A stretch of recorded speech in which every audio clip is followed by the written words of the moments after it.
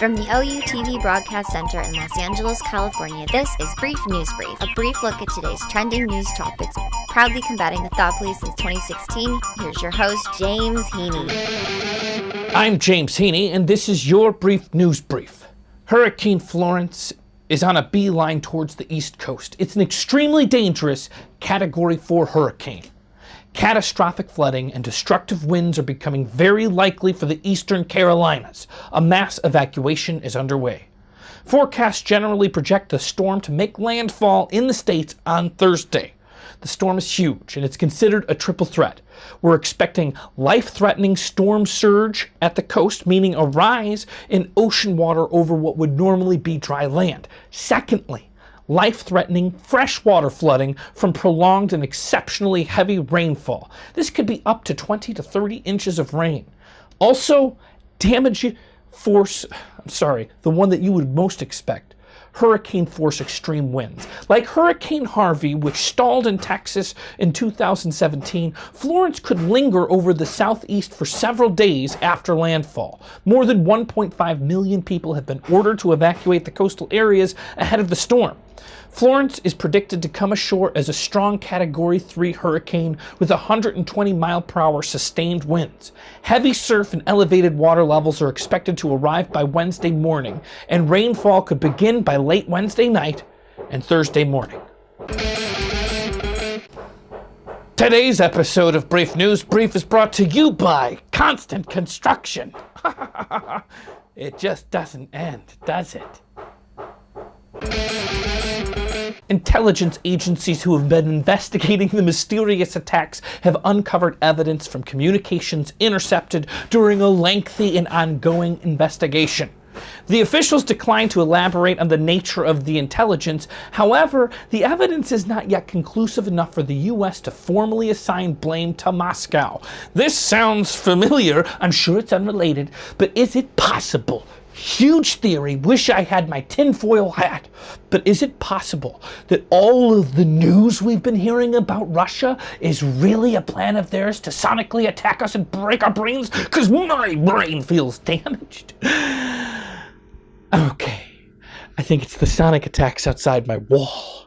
The incidents started in late 2016 and have continued in 2018, causing major rupture in U.S.-Cuba relations. If Russia did use futuristic weapons to damage the brains of U.S. personnel, it would mark a stunning escalation in the Russian aggression towards the Western nations. 26 Americans in this attack have been victims. I think that's a weird way to say it, but it's true. 26 people have been injured by sonic waves. Russia was a suspect from the start. They have a presence on the island of Cuba, and they have advanced military capabilities. Some might say that for Russia and Cuba, the Cold War never really ended. The Russians still hold a strong presence on the island and have no plans to leave. Have the Russians, in fact, performed another attack on U.S. interests and personnel with super futuristic, sophisticated sonic weapons? I don't know. But it's at least time we start asking these questions out loud.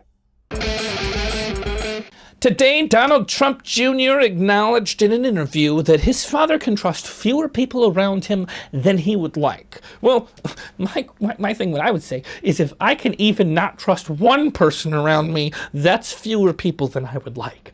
This comes in the wake of an anonymous op-ed claiming that there's a resistance within the White House, within the Trump administration.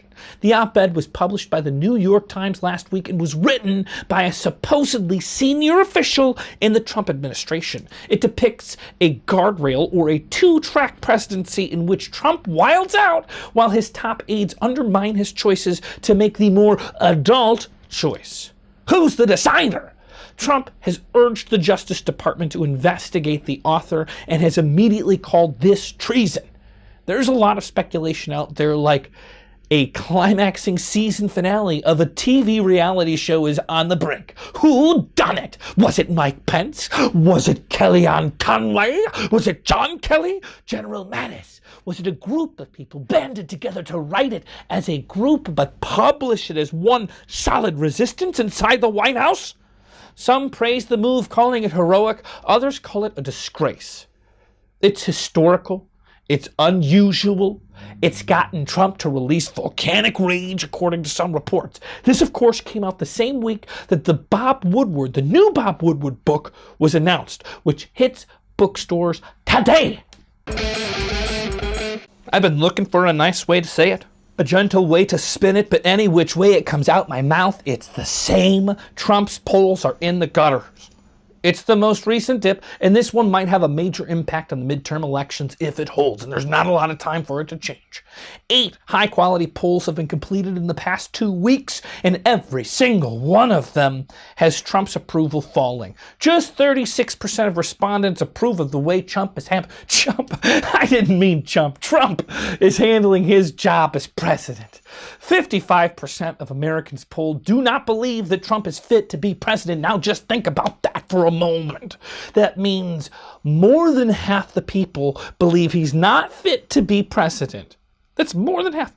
And I don't think that they're talking about him being able to lift boxes above his weight. They're talking about his mental fitness, right? Obviously. Just 32% of respondents say that they are proud to have Trump as commander-in-chief. It's hard to find pride in the moment, but I will just let that slide. 32% are really proud of having Trump in there. Yet, as the midterms are approaching, despite all this polling, Republicans are turning to Trump to rally his voters on their behalf. No one fires up the Republican base like President Trump. Meanwhile, Democrats are busy making calls, knocking on doors, registering new voters, laying the groundwork to turn their people out in contentious races across the country. It's the last week of primaries before the November midterm elections.